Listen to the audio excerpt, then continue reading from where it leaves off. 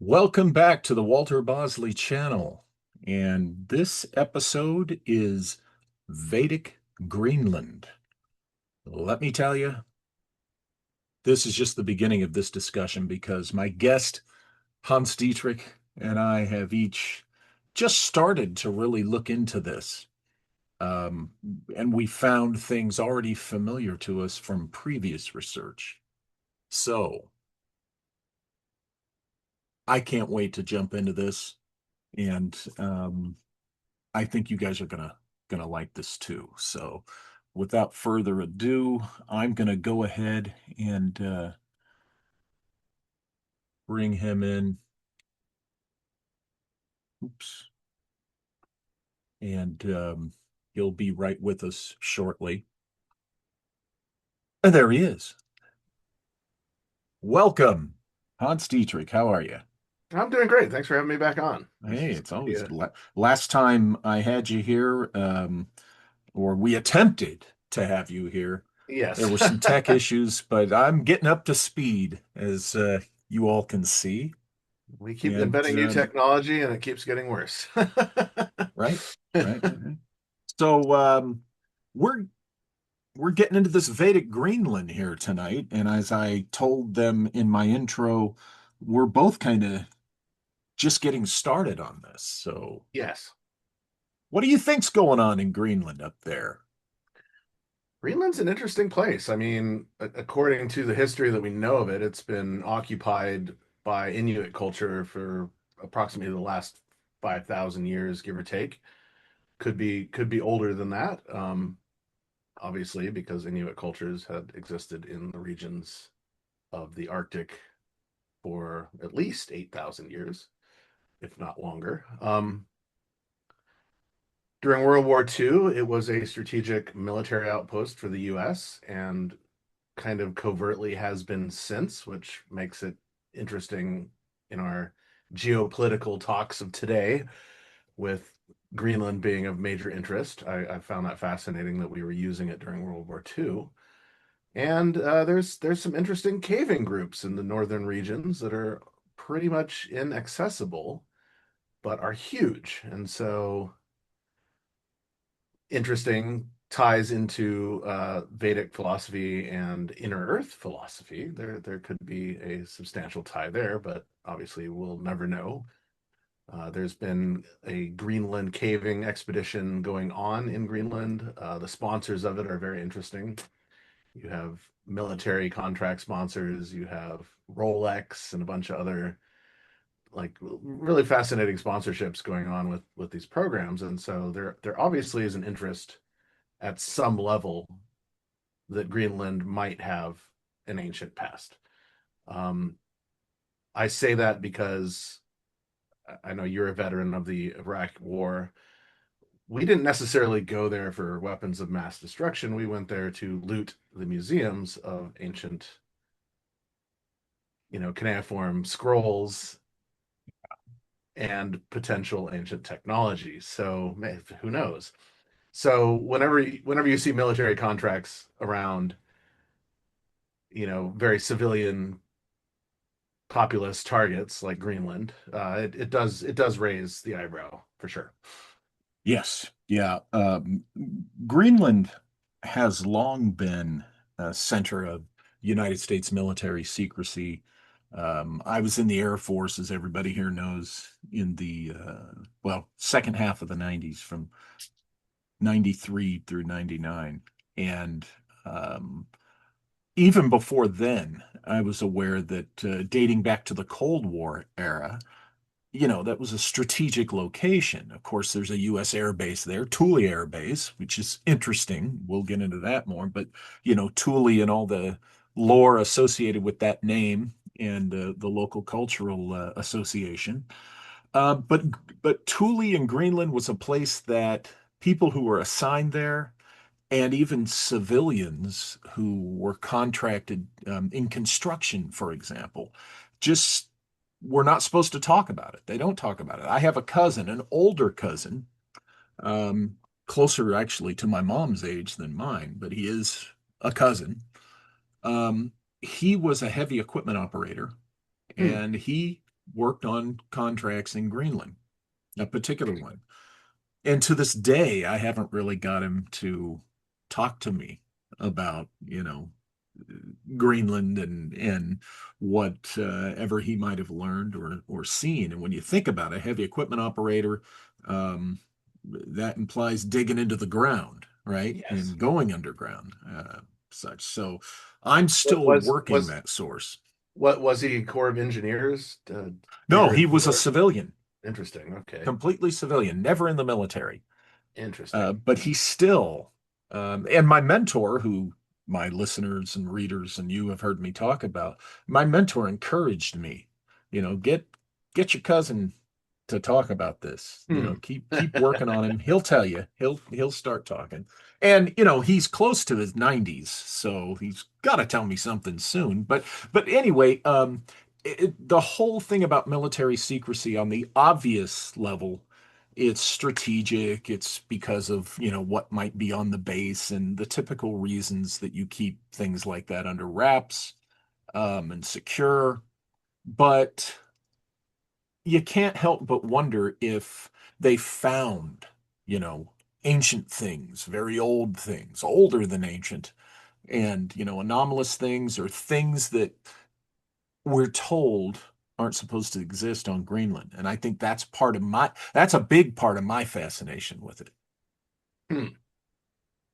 Definitely, as to unofficially quote Graham Hancock, the more we get into history, it just keeps getting older. Yeah. And Exactly. we keep Exactly. discovering things that, oh wow, we have, this high culture in the middle of hunter and gatherer times. Well, we still have a high culture today in the middle of hunter and gatherer times. I mean, there Yeah. there is this interesting coexistence between the two. So you told me about a book that was very interesting, published in 1903, Yes. and I found it and just kind of perused it a little bit. But tell us about this book. So it's called The Arctic Home in the Vedas, 1903, by Bal Gangadhar Tilak.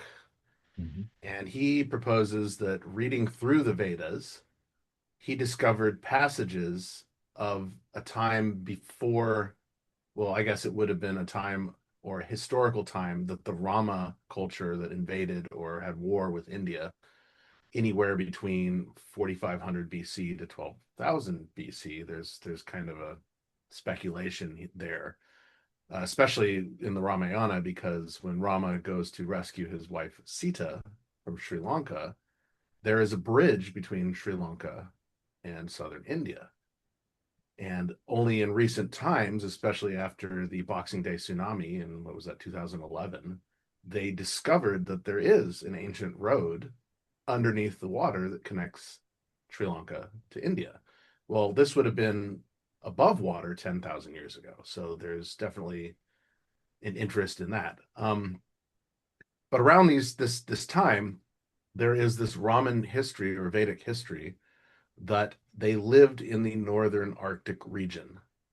And they describe it as being a year of days of sunshine, which is kind of what happens in the Arctic. The sun will rise and stay up for long periods of time, months at a time, because of the location. It's not like we have a sunrise and sunset like we do in the West or the East. But when you're in the Arctic region, I don't know if you've ever been to Alaska, but you'll have days that are just pitch black for weeks on end because there's no sunrise, or you'll have days that are just constant sunshine. And so this is described in this book.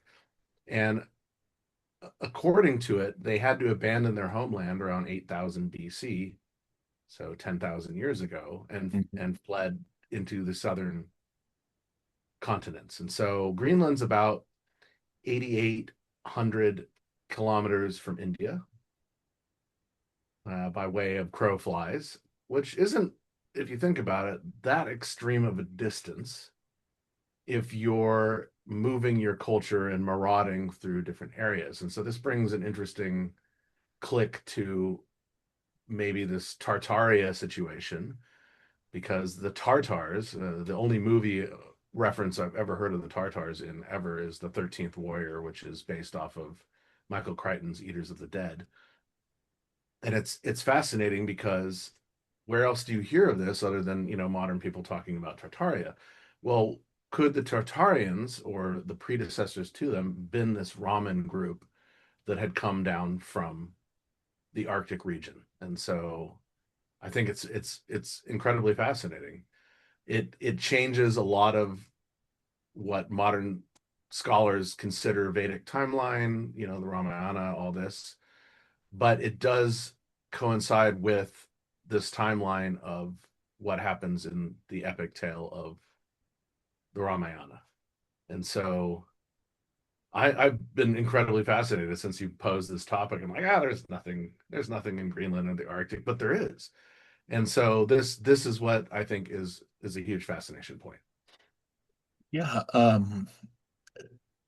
you had mentioned the caverns earlier, and we'll get to that because there's an interesting point that's talked about in the Vedas and in the book Hollow Earth and the Puranas by Dean Dominic DeLucia. This is my worn out copy. Ha! They talk about that, and you're talking about the age of the area. And I noticed that the author in the 1903 book, he pointed out that the limit on the age and how far back it goes was something that was imposed by when India was under British authority and Of therefore the course. scholars, Of right? course. So they wanted to limit it to 4,500 years BC. Because And it has to deal with, biblical times and all right, everything has to fit within that 7,000 year window, even though we keep finding stuff that's much, much, much, much, much of older. course. Yeah. Yeah. And you're talking about it being 8,800 miles from where It's eight, specific? it's 8806 kilometers Greenland to New Delhi. Yeah, to New Delhi. What's interesting in this book that I mentioned, it talks about the brothers who are sent to retrieve the horses that escape and fly all over the world. So they fly northeast from India. And I remember I tracked it based on the amount of time and stuff, and I talk about it in oh my gosh, one of the other Lost Horizon episodes we did, or one of the other Vedic episodes we did. And um it's supposed to be where they enter the Hollow Earth. Well, when you go the distance that's described um from India in that direction, you come to, you know, the North Pole, Right. the Arctic Circle, and that, of course, is where famously, traditionally, the one of the entrances into the Hollow Earth is at. And I wonder if it was Greenland, because there's also the Smoky God. I'm sure you're familiar with that book, Hmm. the novel that talks about it's the father and son who journey and they go off course and they enter into the Hollow Earth where these giants live, and it's this unknown lost civilization which could be the source of Tartaria. It's that book talks about it being near Iceland, but you wonder how much Iceland's not that far from Greenland. exactly, exactly. And even in Journey to the Center of the Earth, Verne talks about Iceland. You get there via Iceland. Well, you know, what did they know? Did they know it was Greenland, but they were deflecting? I don't know. It's very I always interesting. find it interesting that Greenland is mostly ice and Iceland is mostly fjords and geothermal activity Right? as Iceland's well. mostly green, Yeah, Greenland's no, mostly it's ice. it's it's kind of a funny conundrum between the two. Yeah. Now, in the Vedas, the original civilization, which gets referred to as Aryan or whatever, um, it was in the North Pole, Yes, according to, the yes. Vedas. And This is the Rama Aryan invasion of India. They don't yeah, they don't like to call it an invasion. They call it a war, but there was an invasion from the north into that culture. what are your thoughts about um, the idea that it was a war between the Vedic civilization and whatever Atlantis was as a civilization. Wow. That could be very plausible. And in the work that I did researching the Dropa and Dropa stones, in the very obscure versions that you can find out there, there is a talk that, they had come around 12,000 years ago, which Mhm. would have been the end of the Halcyon Comet event, the end of Right. the Ice Age. And the technology that they had is very similar to what is described coming from Atlantis through Edgar Casey's work, as well as Steiner and basically, well, it's not Socrates, but the original Greek, tales of what Atlantis was. And so I've always found that dovetail to be interesting because maybe the people that witnessed this crash event, but if you actually read the account, what's written on the stones of the Dropa stones doesn't come from an alien technology or an alien language. It comes from the people that witnessed the event. And so it was the locals in the area, and they say their craft came down 10 times from the sky. So they're talking about multiple craft coming from somewhere else. And so the question is, okay, this was during that time period. Were they fleeing this massive cataclysm of a comet event that broke up over the Arctic region and spread its debris all the way into the Middle East? And so they were fleeing to find new areas Right. to be apart with. And it's interesting that, in the Dropa stories, allegedly they came from Sirius, but if you read into the Atlantis accounts as well, there was a huge connection with Sirius there as well. So fascinating. But getting back on topic here, it's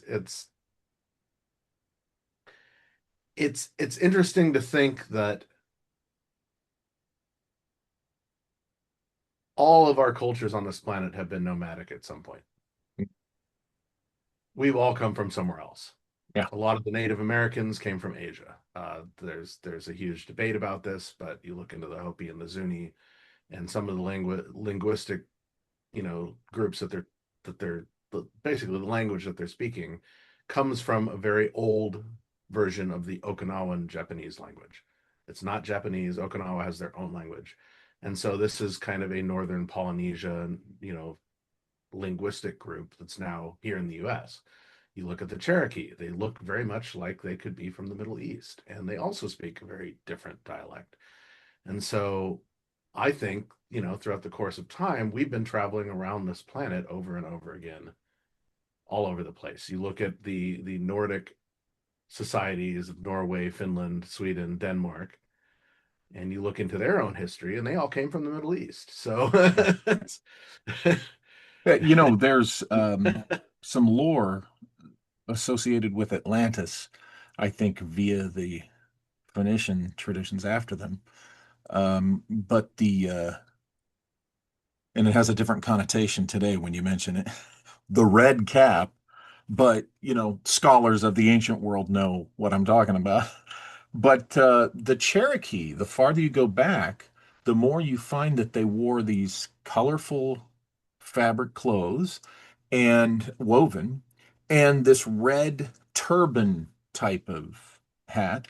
And that is associated by some scholars with Atlantis.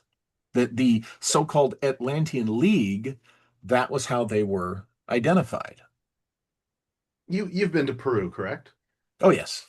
Okay, so you go into the museum in Cusco, Hmm. and they have these depictions of what the pre-culture before the Inca looked like. Hmm.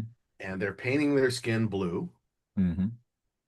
like Krishna and Shiva, okay, and they're wearing turbans. Yeah. And I have pictures of this, and I was blown away. I'm like, this is an Asian culture, what we would consider an Asian culture today in South America. And Yeah. so obviously there is connection there. There's connection with Peru and Egypt. I mean, the huge. You go into the Larco Lima Gold Museum in Lima, And in the basement, you have Egyptian headdresses that are they're called something else, but they're clearly straight out of Egypt. It's the headdress of Amun, and they call it a chest plate, but actually it was more of a back protection. It was a like a golden cape in a sense, but they Hmm. have them all on the front of these statues in the basement of the Gold Museum. And so in my thought, we've been traveling this world forever. It's like none of us are from where we think we're from. Right. Which gets into when people start complaining about which land belonged to who. It belongs to all of us. Yeah, now there should be a decorum and an ethic in how you go about acquiring lands, of course, in your given time. But the farther you go back, like you said, at some point, everybody's been a nomad. Uh, Right. I'm a great believer in the oceans are highways, not what do they say, bound or The the oceans are oceans, highways, not barriers. not barriers. Yeah, that's it. And so So, this goes back to my thoughts of the Ice Age. It's like, oh, all these cultures came across the Bering Strait. Well, you would have to trek 2 miles up to get on top of the ice sheet, and 1,000 miles plus to get anywhere near the Bering Strait to go through the Valley of Passage, and then climb another 2 mile ice sheet and trek all the way down to California. It's like I don't think so. I think a lot of these cultures were seafaring cultures, mhm. and they had large craft. I state this profusely because in San Francisco, they found when they were dredging out the San Francisco Bay to build the Golden Gate Bridge and other things, they found remnants of these old, I call them junks, but they would have been these huge barges, Yeah. the size of a village that had come from China. And so they would loft these barges out into the ocean, livestock, supplies and people, and sail as close to the ice sheets as they could because the currents there would not be as strong as they would be in the open ocean, Hmm. and Interesting. come across that way. That way, you have potable water, you have a source of food. Yeah. You're not getting scurvy because you don't have fruits and vegetables and vitamin C. I mean, this is the whole ice sheet conundrum. It's like, what are you eating? How are you getting water? How are you surviving without, dying of scurvy because you Right. have no access to fruits and vegetables to give you your necessary minerals and nutrients. And so you also look at the accounts of Vasco da Gama, okay, who apparently discovered Goa, India, and Goa is named after him, but it isn't. So when he came around the Cape of Good Hope into the southern Indian Ocean, he was met in his accounts, in his diaries, by the Indian fleet. And he said he had the largest galleons coming out of Portugal at that time. Hmm. And the Indian fleet, the way he described them, would have been the size of aircraft carriers, Yeah. flat top. Yeah. You talk about da Gama, Vasco da Gama, And they and showed him Goa because he needed a port to settle in yeah, to restock. So he didn't discover Goa. They showed him Goa, but sure. the way he describes their ships, they were 10 times the size of his. Yeah. And so Wow. Wow. that Well, to me is mind blowing because that goes back into more ancient tales, legends, and lore coming from the Ramayana, the Vedas, the Purana mm, Vedas, even the Mahabharata, talking about these vast vessels of land and air and sea. And so at some point, wow, we've lost history. I mean, we yeah, haven't Vasco da Gama was, we're taught that he came within 600 nautical miles of the coast of Brazil, but didn't go, which right. is, I think, ridiculous because I think in Os Lusíadas, the Portuguese epic, I think they're kind of spilling the beans there that he did, but he encountered an outpost of what has been tied to Hy-Brasil, okay, the Interesting. legendary, to the land of the north. Now, what's interesting is in manuscript 512, which I've written about and talked about a lot, I think we've talked about it. One of the things that the Portuguese officer um, writing the report that is manuscript 512 talks about them seeing was this statue that was some type of dark gray or black stone. Hmm. And Everything. timer says we have 10 minutes on this segment, but it's standing and it's pointing in a direction north, which could be pointing, if you follow it, to Greenland. Sure. So here you have Da Gama, on his way here. There you have India connected with that story.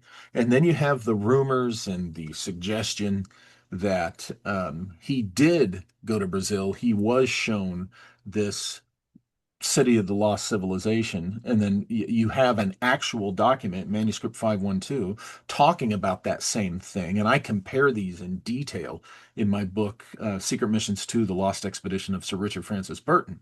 I go in side by side and compare them and show that that the manuscript 512 is talking about the same place. And this statue, there it is pointing to what they called Hy-Brasil, which could be this civilization that we've forgotten about that is in remnants on Greenland. So it's all in the mix there. The Vedic stuff, in Well, the just even farther even corner of it. even global travel. I mean, there's a glyph in Tanis in Egypt, um, dealing with the houses, the great houses. So there are five great houses. There's per were the house of the wise men, per Hmm. netter the house of energy or Hmm. nature, which is the pyramid. Per were the house of the wise men is the university or the library or the school. You have per ka the house of the body. So this is a tomb. You have per ba, which is the house of the spirit, which is a temple. Per ah, which is the high house of the woman or the priestess, which is where the word pharaoh comes from.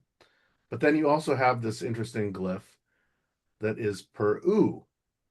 And so u means many. So the basically the glyph is the land of many houses Hmm. across four waters Hmm. underneath the dome of Nut, the sky above. And so if you look at Egypt or ancient Kemet, what are the four waters that would get you to South America? Well, you have the Mediterranean, the Atlantic, or you have the Nile, the Mediterranean, the Atlantic, and then the Amazon. Or if you go the other direction, you have the Red Sea, the Indian Ocean, the Pacific Ocean, or the Nile, the Red Sea, the Indian Ocean, which would then become the Pacific Ocean, and Yeah. that would end you up through the trade currents, literally around Santiago de Chile. And so, what was Peru, right? And so, there's that aspect. Then there's this character called Maya, and Maya was he was an ambassador from a faraway land, and they called Hmm. him Maya, the man of water. And he is depicted in two different glyphs. They're the only ones outside of his tomb where he's depicted this way, wearing the feathered headdress of, South America, Quetzalcoatl in a sense. And so I've always found that fascinating as well, because here we have ambassadors from all over the world showing up in Right. ancient Kemet. You just mentioned before Purba meant House of the Spirit. So per ba, yeah. Purba. And then we talked of some episodes last year. I showed you my The knife, Purba, the per ba, knife. yeah. And I'm wondering linguistically, is there any connection? Well, that this is that other book that you left on the plane in Afghanistan, which ties basically ancient Vedic culture Hmm. to South America or to Yes. Central America. There are so many linguistic similarities between Hindi and some of the ancient, Vedic tongues to some of the Mayan culture and other cultures of Central and South America. And Yeah. so again, there's this cross-culturalism that's right in front of us, Hmm. but our historians just don't want us to know about because they want to keep Right. us in our little buckets of control. Yeah. Politics, control, social engineering. Politics, poly meaning many, and ticks, we all know what they are. Yeah. Bloodsuckers, every last one of them. Exactly. Exactly. Oh, that book. is I have it on my shelf. yeah, the It's last book the on last, Atlantis yeah, the last you'll book ever of need to read. Atlantis And that it's you'll by ever need to read. Gene. I can never remember his last name. I'll grab it.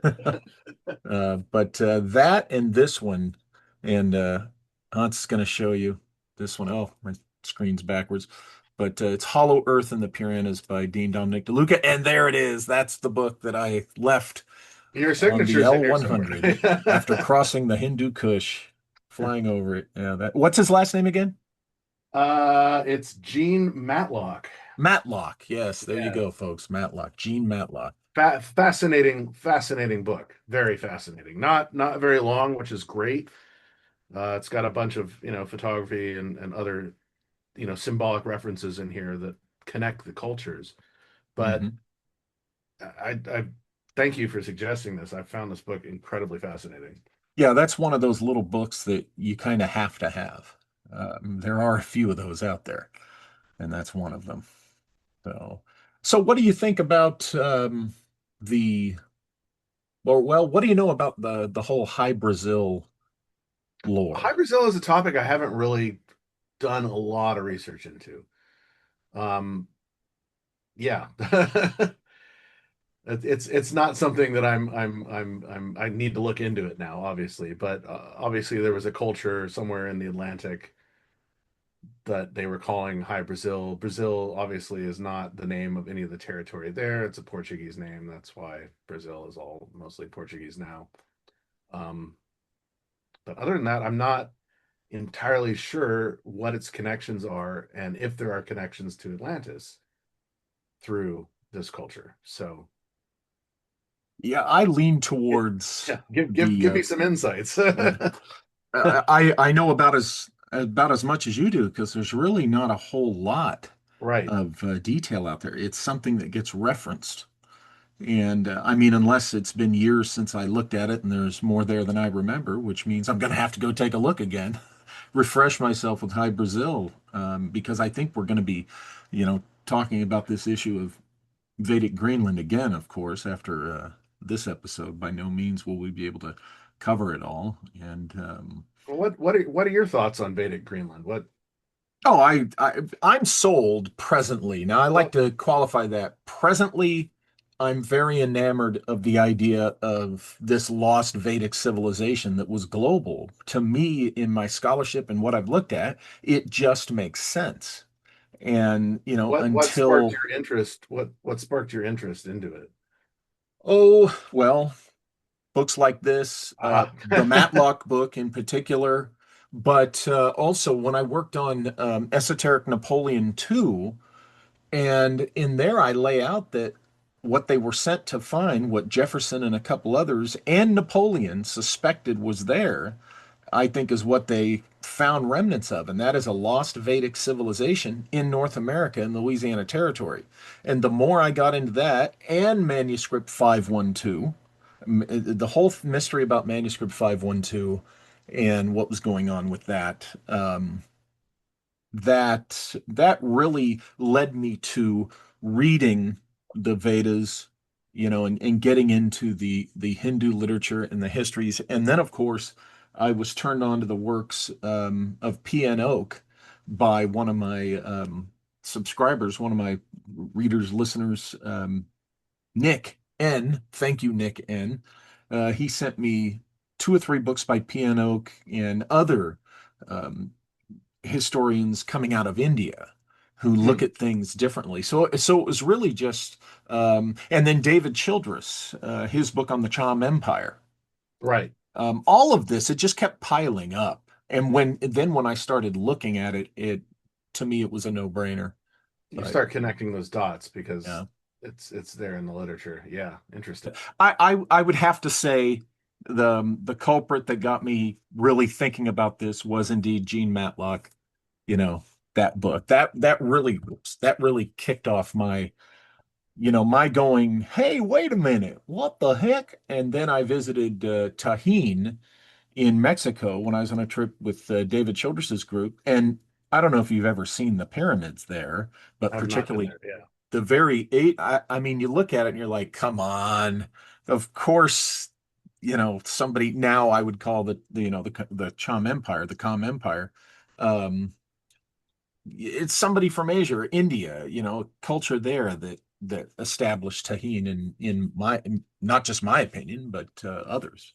Well, that's So, interesting you say that because when I was on tour in Mexico in 2020, what was that, 2024 with mhm, Grandmaster Timothy Hogan, we went to Chichen Itza and mhm, we left the tour group because they're just sure, we didn't want to be with the main tour. We had our own group. yeah, And Timothy took us past the Great Observatory, which is the only round building there, which I thought was interesting, to a secluded temple off kind of in the jungle because mhm, Chichen Itza is huge. I mean, you could spend 2 weeks there and not see all yeah, of it. Kind of like Karnak in Egypt. There's so much to see. And he took us to these two temples. One of them on all four corners of the temple while we're getting stung by bees because it was kind of yikes, crazy. There's depictions of elephant cliffs. Well, there's no elephants in Central America. I mean, there were mammoths, but that was a long, long, long time ago. So why are there these elephant cliffs? They have the ears, eyes, and the nose that sticks out on all four corners of this temple. I've got photos of this on my website. And then you go around to the second temple, which is behind it, and sitting above the front entrance to the temple on the lintel is a character sitting in lotus position. mhm, These are not traditional Mayan glyphs. These are very much coming from Asian culture, and to me that incredibly fascinates me because, again, as we were saying in the last segment, we've been a global culture, I think, throughout our entire history, sure. and Um, so I'm who are the thinking, Olmecs? I mean, you look at the Olmec heads, and they depict multiple cultures, not just yes, they one. do. Yeah. Yeah, And absolutely, I they do. found Yeah, that you're right. incredibly fascinating as well. It's like, wow, that's an area I would like to explore again. Mm. I've been to the Well, west coast of Mexico, I've been to the east coast of Mexico, but I haven't really seen anything super substantial. I would love to go to La Venta and check out that spot. I yeah. would love to go to Tajín, where you're talking about, and other places as well. Yeah, I haven't done the Yucatan yet. The closest I've been there is Palenque. And I'm thinking that maybe one of the big secrets, for whatever reason they would hide it, what if this lost, whether you call it Aryan or Vedic civilization that we talked about was the oldest one up in the north? What if it was on Greenland, its capital, its main, and what That if was its the that was what its source. yeah, Yeah. what if the Aryan migration, so to speak, this Vedic migration, because remember, these Hindu scholars that I read, they say, look, this did not start in India. It ended up in India. It started somewhere else on the globe. What if the migration actually started on Greenland, worked its way through what we call North America and South America, and then found its way to India? Wow. Good possibility. Because look at all the megalithic stuff and mysteries in the Americas, and that could explain it. And as they eventually got to India, their stonemanship or masonship basically evolved to a point where they had mastered it, because you look at the Oh yeah. temples in India and they are so detailed and Yeah. beyond. And even in Cambodia and Laos, some of these temples are just mind-blowingly complicated, but made out of the same materials that you find in Egypt and other cultures. And so I've always been fascinated by that as well. At what point did you master that ability to carve massive blocks of stone into intricate and detailed historical glyphs, in a sense? Right. I'm sorry, I had a screen pop up on me there, so I was kind of like, ah. The first half was finishing its conversion. Aha. So, repeat that last sentence. Well, I was saying, at some point, if we're talking about maybe a Greenland expansion from Hmm. this original culture, or one of the original cultures, Hmm. through South America through, the Middle East and back and into India, Hmm. you look at some of the glyphic art in South and Central America, and it's Hmm. beautiful, and Yeah. it's a lot of historical glyphs. Yeah. A lot of them are talking about tales of a past time.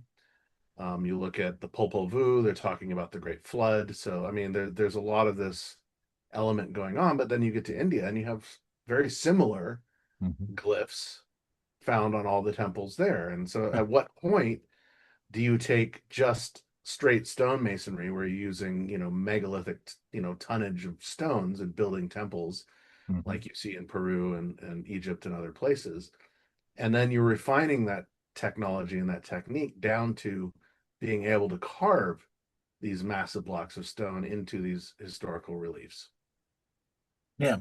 Yeah. because that would be a progression over time. It's like Sure. we're taking something simple and now we're making it super complex. Well, as we're talking about this, I'm the wheels are turning on, and I'm really thinking there may be something to this idea that it started in Greenland, that could be one of the big secrets that they found that, somebody doesn't want to reveal. Because as we know, knowledge is power, right? Right. And if, say, the US government in building military bases there already knew something about Greenland historically from whatever the Smithsonian knew, um, that could be some type of big bargaining chip.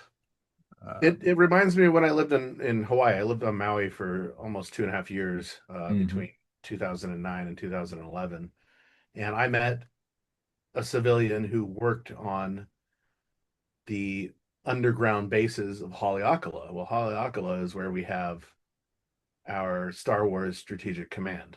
That's Hmm. that's where that is, as well as some amazing, telescope and interstellar, satellite dishes. And the story that was told to me was he was put in a box once he got up to the base on top of Haleakala, put into a cardboard box, taken down several layers in an elevator, moved on a not a conveyor, but he was on a cart. They moved him to where he needed to work. They opened up the box. He worked on what he needed to work on, and they closed up the box and took him back up to the top. And so the question is, you have all these volcanic tunnels, you have all these volcanic caves, Yeah. but you also have an ancient culture there as well. And so what he couldn't see really boggles the mind. Yeah, I'm sure a lot of it was, classified military installation stuff. But what else are in these tunnels? Because there are tunnel systems all over Hawaii, all over. Oh, It's unbelievable. yeah. And we have an example of this here in California. Now, people say, oh, Walter, Hans Dietrich, all that's going on in Greenland is military secrecy. That's all it is. Well, here's the thing. Military secrecy is a big That part of says a it, lot. yes. That Yeah. says a But lot right here's, there. yeah, up in Death Valley, the China Lake Naval, War testing center, whatever they call it, um, they conveniently absorbed all the territory that is talked about in a book in the 1930s called Death Valley Men, and that's the book where we learn about the prospectors who find the underground ancient city. Okay, and the evidence that Death Valley was once full of water, and the sea level was up to near the top of the mountain, and they claimed they saw big openings where it was kind of like a mountain port where the boats would come up to it, that kind of thing. And conveniently, the DoD absorbed all that land in the Panamint where you could go look for this to confirm, the story or not. So it's behind the fence now, DoD. So they conveniently, yes, of course, things are strategic, but it's funny how they conveniently slap a base or slap some type of controlled access facility there. And, well, you can't go look for this stuff. And it seems to me that if anything ancient were found, on Greenland, you can bet it's within the fence perimeter of the base. Oh, doesn't surprise me. Yeah. It's interesting that you say that, Death Valley would have been an inland like port of sorts. Oh, that's an old idea. because there is a upside down sternwheeler in the middle of Death Valley. Well, how the hell Hmm. did they get there? And they kind of showcase this in Aliens and Cowboys and Aliens, that movie Yeah. that came out. That's one of the locations that they go to. And it's like, well, you're in the middle of a high desert. What is this doing here? But then you also look at like Lake Titicaca between Peru and Bolivia, Hmm. and there's evidence there that that was also an oceanic port. Yeah. So what's actually happened on this planet? We've had some massive cataclysms, some major uprising. I'm A lot of people aren't in the belief of tectonic, plate shifting to the level that you have isostasy. So if you've got this massive weight of ice sitting on the North Pole, Hmm. during the Ice Age, which we're still coming out of, folks, we're still Of in an Ice course. Age. Um, when a lot of that melted down quickly, the weight on the planet shifted. And so this forced mountain ranges like the Dolomites, the Himalayas, and even Patagonia Hmm. very rapidly upward. Hmm. People think, oh, the Himalayas were, built over millions of years, and the evidence of that actually is very much opposite. And it's the same with the Dolomites, and it's the same with Patagonia. This was a very quick reaction to a planetary shift. And Right. so Isosceles talks about the flex of the upper core based on weight shifts. And there's a Um, lot of controversy around it because, again, mhm. a lot of these scholars, no offense to any of you, the only way they can get their scholarships to do studies into this is they have to follow the guidelines, the dogma of the universities. And a lot Sure. of these universities follow very tight religious guidelines. Hmm. So you can't stray from that story ever. Polina Zalitsky, dark journalist, talks about her a lot, discovering these ancient ruins off the coast of Cuba that are, 1,000 feet underwater. Well, that would have been above water before this isosceles happened, but never talked about, right? So Right. I think that's there is definitely some evidence there if the independent scholar wants to actually research it. Obviously, we don't have the funding that a lot of these universities do to go send out, archaeological teams and geologists and climate paleontologists to discover, but thank goodness for the internet and armchair research. We Hmm. have the ability to kind of look at some of these things and decipher them in different ways. Sure.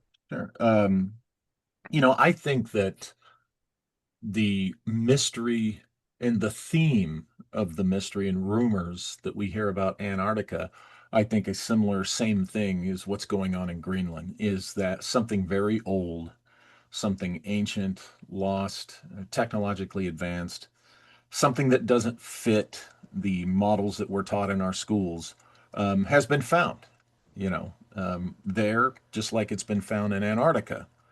So, I'd be interested to look back through some of the old nautical maps, like the mhm, Perry Reese map and the Mercator map, and most of the alternative researchers have been focusing on Antarctica because some of these old maps show Antarctica free of ice. yeah, But the question is, what do they show of the North? yeah, And yeah, has true. anybody really looked into that? Because we've all been focused on Antarctica. Right. And not for no good reason, but still, what if that has been used to deflect attention from the North? Hmm. Ah, good point. That is possible. But yeah, I'm really intrigued with this idea because manuscript 512, talking about that statue and associating it with, you know, possibly pointing to Hy-Brasil, and it's essentially pointing in the direction of Greenland, as if that's where they came from. That's the implication when manuscript 512 is discussed. I think Burton, of course, I talk about that in my book. I think Burton suspected uh, that. manuscript 512 and the Vasco da Gama thing and Oh, Os now I need to read Lucianos your book, the is Napoleon book. connected. Yeah. Because remember, in his book, Explorations in the highlands of central Brazil, anyway, I get that title mixed up. He never mentions manuscript 512 in the text at all. It's a two-volume book. Never talks about the manuscript in the book, but he includes a photograph of it, and he includes his wife's English translation of manuscript 512. So what he's doing is in the book, he's telling you the specifics of his exploration in all the territory that surrounds manuscript 512, but yet he doesn't tell you anything about manuscript 512 other than here it is. And as I state in my book, Secret Missions 2, I think he's doing that on purpose because he wasn't allowed to say, hey, I went to look for the city of manuscript 512. He had to kind of play that game with it. And now it makes me want to look into any interest in Greenland that Burton might have had because I've never dug into that. Again, Greenland is like this topic that no one has really brought up, and so I think it's fascinating that we are. Yeah. It's interesting that it now has significant geopolitical ties. Uh-huh. Once again, I mean, obviously we've had outposts there since World War II, Hmm. and even during, like you mentioned, during the Cold War, because that was a strategic out you know outpost basically for dealing with any Soviet aspects. Yeah. Well, Thule Air Again, Base was on my um, deployment duty list. When you're really, in the military, you get assigned in the Air Force, you get assigned to a particular base. There's a list of deployment uh, assignments requirements that you would likely get if you get deployed. Your base is in that region that services those deployment areas. oh, And fascinating. Thule was on the list that I could have been sent to Thule for a TDY or So the deployment. current so there were a couple of Inuit groups that ended up in Greenland. One of them Uh-huh. was called the Sakak, Hmm. Saqqaq, Sakak. Hmm. Another one is the Damian, something along these lines. But the current group that lives there are called the Thule. Hmm. I've found that incredibly fascinating because Thule, what exactly is the origin of that? Yeah. Well, as you and I both know, it kind of comes from the Tuatha De Danann. That is one of the ultimate origins of Thule. So again, you look at J.R.R. Tolkien's research, and oh, Lord of the Rings, it's all this amazing fiction or whatever, but is it? Because he was researching the ancient Nordic scripts and realized that they were talking about a time before times when people were migrating. Yeah. The Did he Elvis, write did he write any other fiction other than he wrote The Lord of the Rings, The Hobbit, and The Silmarillion. And The Silmarillion is actually probably the most fascinating out of all of them yeah, because it's more of a historical documentation than fantasy. yeah. So I find it interesting. Some people would say, well, my gosh, it could take a lifetime to write those masterpieces. But it's interesting that if he didn't try his hand at other, non-related, I think that argues more in favor of what you just said, that he might have been studying something true and putting it, down in a particular way. Hmm. Well, like if you look at shaman culture throughout the world, they Uh, take what they take through their psychedelic practices or whatnot, their enhanced meditation, their astral travel, astral projection. mhm. They take the information that they gather from that and they put it into a compelling story to tell the populace so that they understand a history through a story Yes. versus through actual fact. And I think modern writers, especially during Tolkien's time, were doing that.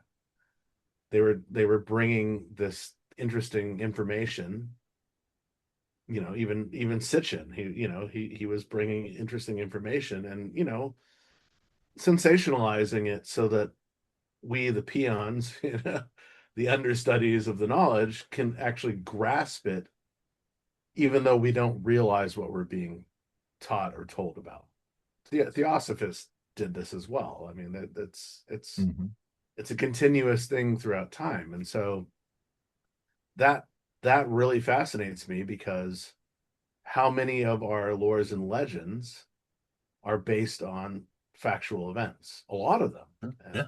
yeah, Getting filtered through the ages, right. the whole hand it A down lot of it because, ends up in religion. Well, yeah, that's unfortunate.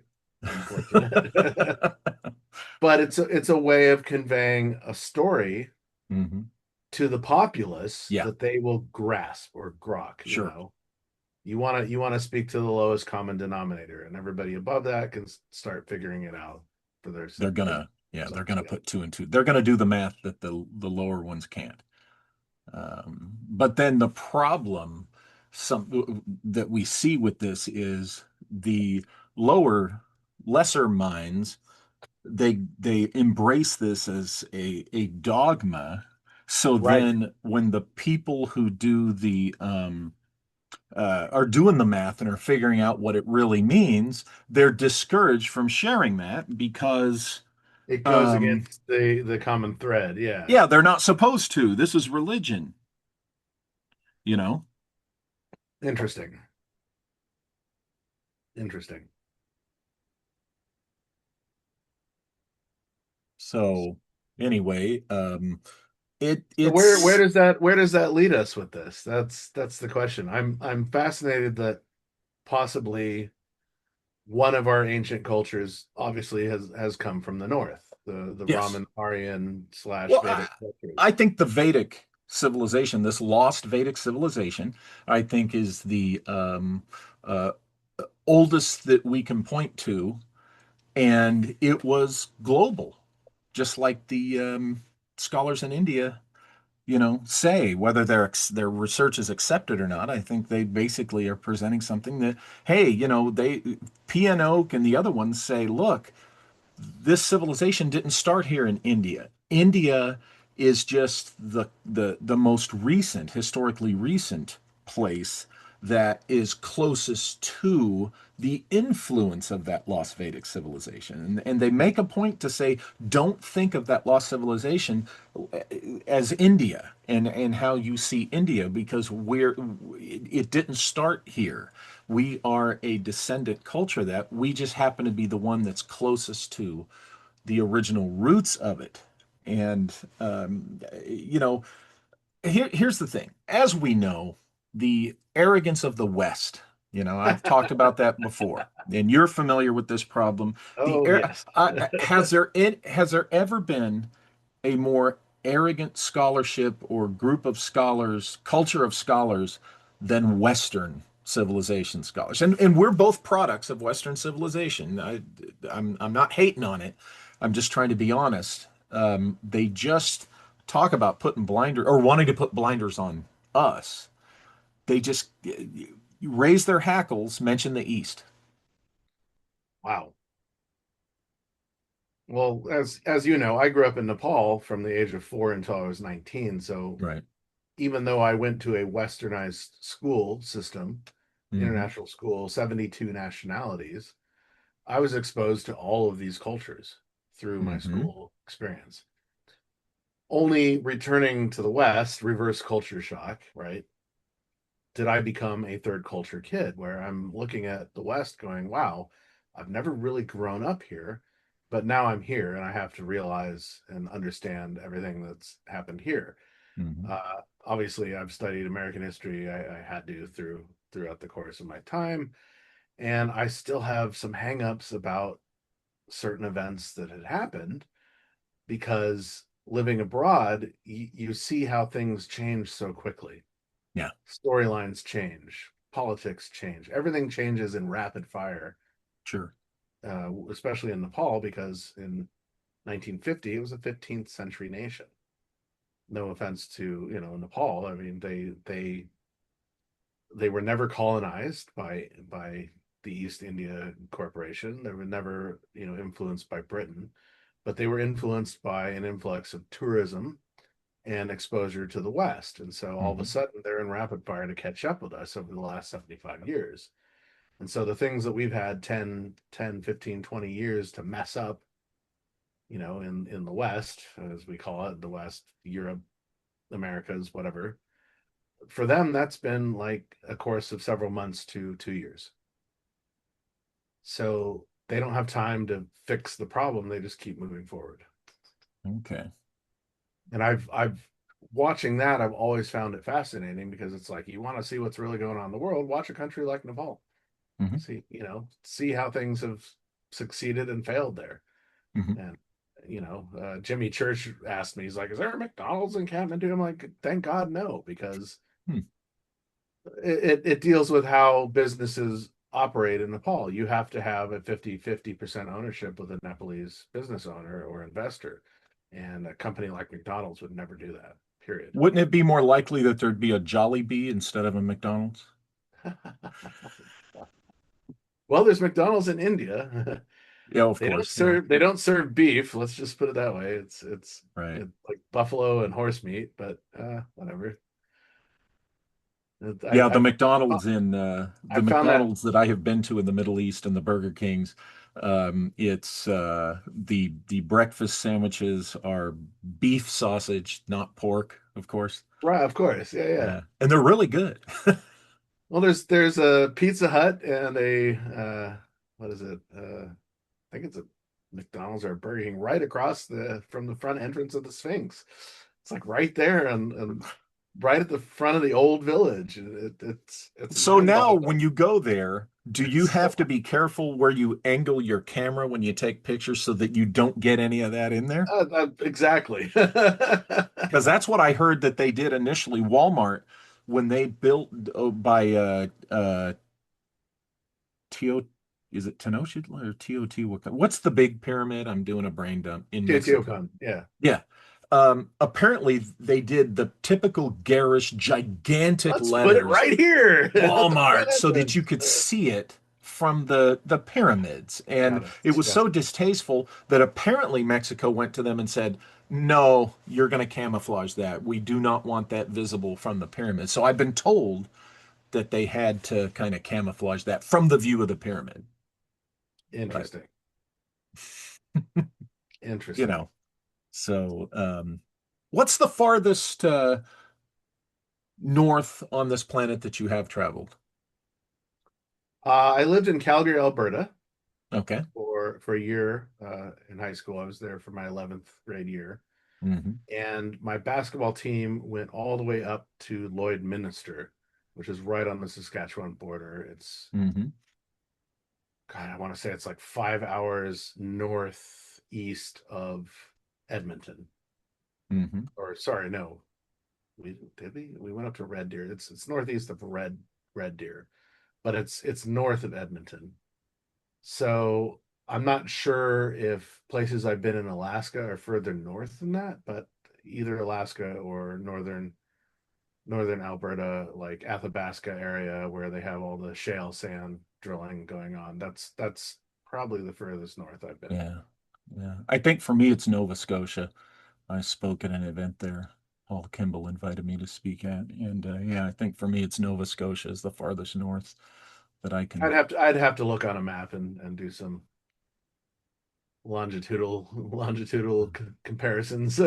Now, Nepal, of course, is the highest elevation you've been on, right? Been Yes, to. but not Yeah. the most dramatic. So Oh, the okay. Himalayas of Nepal are beautiful and they're very dramatic, and you don't realize it when you're in Kathmandu because you see the foothills of the Himalayas and you're like, "Oh, those are the Himalayas." And then the pollution clears and you're like, "Oh my God, those are the Himalayas." But when you go into Bhutan, because of where the Indian plate has pushed, as I say again, rapidly into, you know, the Asian continent, the mountains of Bhutan are like this. Most of Bhutan is like this. You Hmm. can't grow a lot there because Hmm. it's very mountainous. Where in Nepal, even though I say it's the width of California, it's more like the width of Florida. like, but it's about the size of California, a little bit smaller. You have everything from jungle to the highest mountains in the world. Wow. But in Bhutan, you have jungle to mountains. There's no inner plane Okay. between. And Okay. so Bhutan, struggles with producing anything. So everything is imported from India. Ah, okay. And I imagine they have a small population there. Very small and very, very promiscuous. I mean, you'll have women who have multiple husbands and men who have multiple wives. And this is so they can continue to grow their population. Sure. Sure. Sure. I think we need to think about a Greenland expedition. God, I would love to see Greenland. You have no idea. I want to see Iceland. We have direct flights here from Portland to Iceland to Ah, Reykjavik. I would love to go. That would be so amazing. that would be because I've never been to Scandinavia. I've of course never been to Greenland, Iceland, I've or been to anything like Denmark. that. I've been to Bergen, Norway, because my dad almost got a job in Bergen, uh, working at the Institute of Forestry there, which obviously he's always been around anthropology and forestry stuff. And that would have been my senior year. I would have been going to school in either Bergen or Bangkok at the International School of Bangkok, where I knew nobody in either places. Or I could come back here and go to a Jesuit high school that my cousin went to called La Salle. Hmm. I'm like, I know three people there. I don't really want to do, clerical studies or anything along these lines. And so Yeah. I opted to go back to Nepal my senior year. My best friend who passed away 2 years ago, Sorry to hear that. his family was like, oh well, we got Matthew's old room. Come stay with us. So I Oh, went back to Nepal so I could graduate with the people that I grew up around, there and you I go. Yeah, really appreciated that. But and at the time, my dad got a job in Vietnam, of all places, in Ho Chi Minh City, working for the Institute of Forestry there. And so okay. there's no international schools in Vietnam, at least there weren't at that time. So that's why Bangkok was like the closest thing. I'm like, no, I don't want to go to Bangkok. I'll go back to Nepal. I'll go be with the people I know because, I've grown up around them for the last 6 years of my Sure. life. Makes sense. Makes So sense. it made perfect sense. Yeah. I think I might have been wrong. I did a layover at Heathrow Airport. That might have been farther north than Nova Scotia, right? Or is it? Heathrow. I got a story about Heathrow. Oh, wow. Anyway, I missed a flight. Well, I didn't miss the flight. I left Washington, D.C. God, I was 13 or 14. Yeah, I was super young. And we landed in New York. And the captain comes on. He's like, "Well, put anybody up in a first class room in a hotel across the street, and you'll be in first class ticket tomorrow morning on the flight because we have a flight coming from Philadelphia that's late, and we're trying to get everybody on this flight to go to Heathrow." Well, at this point in time, this is when Northwest Airlines still existed. I was on the cheapest tickets you could think of. And there's two flights a week out of Heathrow to New Delhi to get me back to Kathmandu, Monday and Wednesday. And I was on the Wednesday flight. So I stuck on the plane. We landed in Heathrow when the Wednesday flight took off because we were that late waiting for Oh, this flight from Philadelphia.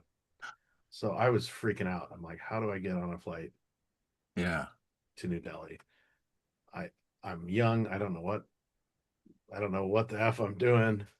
I went around to every ticket agent. I'm like, can you get me on a flight to New Delhi? I need to get there so I can get to Kathmandu because obviously all these flights are timed and there's limited windows, and I can't spend a week at Heathrow Airport without. I have no way of contacting my family because we didn't have cell phones back then. Right.